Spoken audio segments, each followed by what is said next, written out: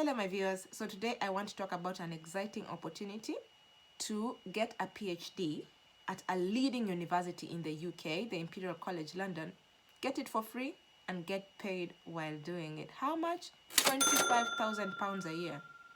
That's a good motivation. So what am I talking about? I'm talking about the Imperial College President PhD scholarships.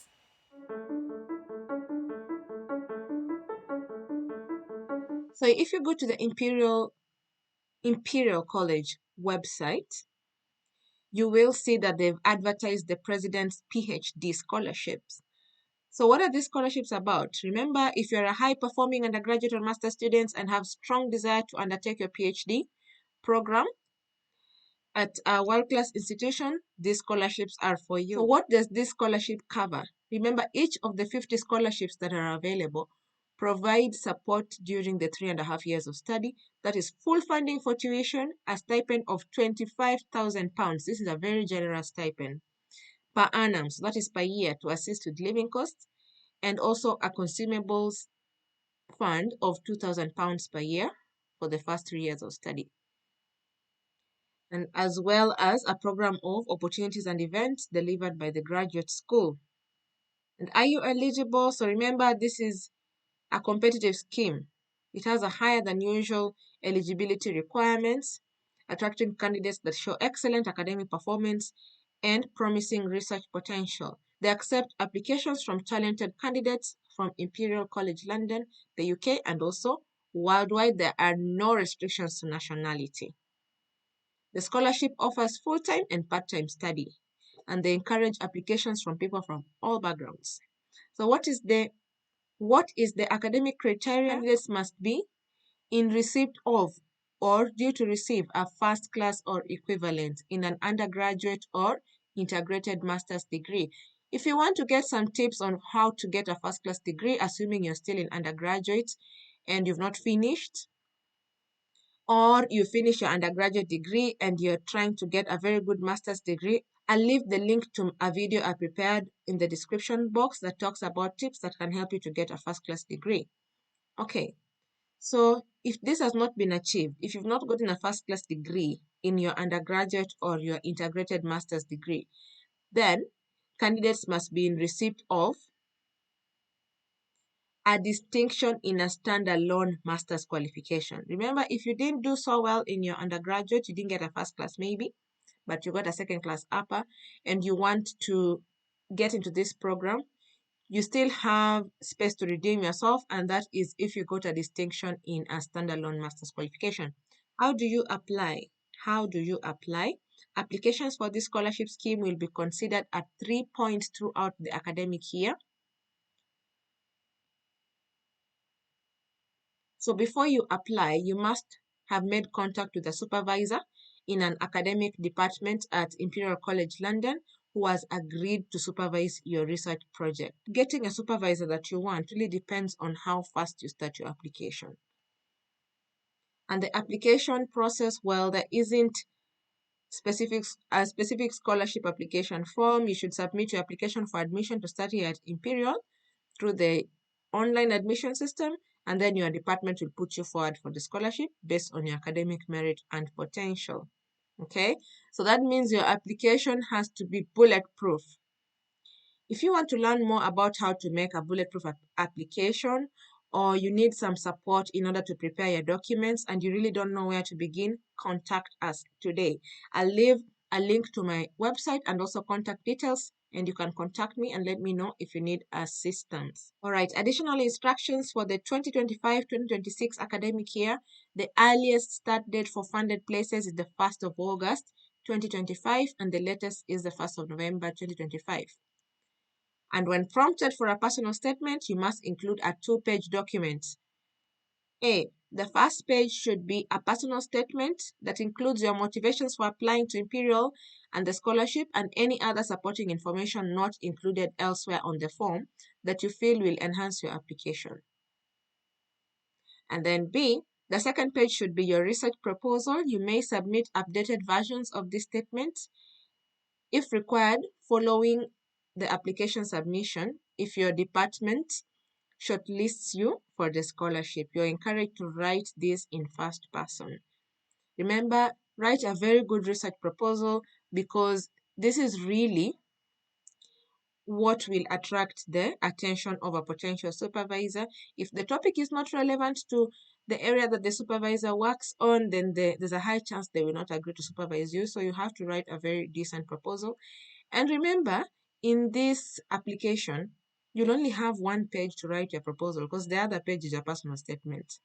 So you have one page to fit in your proposal. You have to be very good at summarizing this, okay?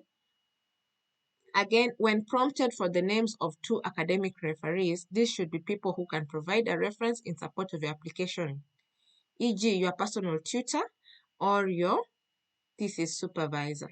To be considered for the President's PhD scheme, you must select this option in the funding section of the additional questions tab within the online application. 50 scholarship places are available, and applications will be reviewed in 2 stages.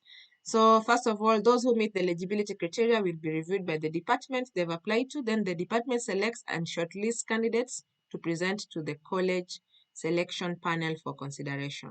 Number 2, the final decision will be made by the college selection panel.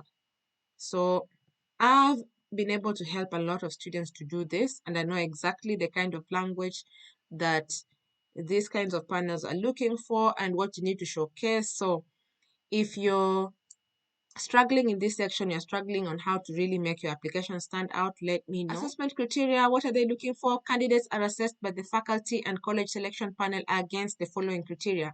And number 1 is academic excellence. So your past academic results, transcripts, relative class position, awards, distinctions. This must be very clearly shown in your CV, in your personal statement, and in your recommendation letter. And then your research proposal. So the strength of your research proposal matters. They need to say the candidate's research experience to date. Very important. Your interest in discovery, the research plan and its potential contribution as described by the research proposal, and the department statement, which also reflects on performance at interview. Okay, so remember, before you even get admission to Imperial College, your department will interview you. And that interview is very important. That interview by your department is very important, make or break. So if you do not do well at the department interview, even if you get admission, they're not going to push your name forward for this scholarship. So that interview matters. Applicants not selected for the scholarship will automatically be considered for a standard PhD. So this is important. Remember, even if you don't get the scholarship, you might still get PhD admission, only that you won't have funding. So now you need to look elsewhere for your funding. When will you hear? This is very important. Successful candidates will receive written confirmation of their scholarship. Any offer of a PhD place will be conditional on the candidate receiving the predicted qualifications. So, applicants who apply by midnight UK time, 4th of November 2024, and are awarded a scholarship will be notified by end of January 2025. Those who apply by the 9th of January will be notified by end of March 2025, and those who apply by the 10th of March 2025 will be notified by end of May 2025. So, my viewers, that's it on the Imperial College London President PhD Scholarship. If you are eligible for these scholarships, please start applying as soon as possible. Remember, the earliest deadline is 4th November. There are 3 different deadlines. Go to the university's website and check the deadlines, okay? Make sure you're submitting your application as soon as possible. Remember, this is a good opportunity to advance your study and not pay a single cent. Remember, you're paid to study £25,000 a year. That should motivate you to do your best and submit your application right now, all right? So go and start working on your personal statements, your recommendation letter, your CV, and your research proposal. And make sure you're putting your best foot forward. And if you're hesitating and you think you're not going to make the deadlines, let me know and we'll see what to do and how best to help you. We want as many of you getting these scholarships. Remember, they're competitive, they're offered worldwide. People from every single country, people from different countries are applying. So you know that these are very competitive. You need to give it your best, okay? So that is all I have to talk about in terms of this great opportunity. Go and apply. And remember, if you have any comment regarding this particular scholarship or any questions you want to ask me, go to the comment section down below and leave me a comment. Also, subscribe to my channel. Yes, I'm pausing a little bit so that I can give you time to subscribe. Thank you. Thank you for subscribing to my channel, and remember to like and share. Share with a friend. These opportunities are there for everyone. So, all right. I'll see you in my next video. Okay, bye.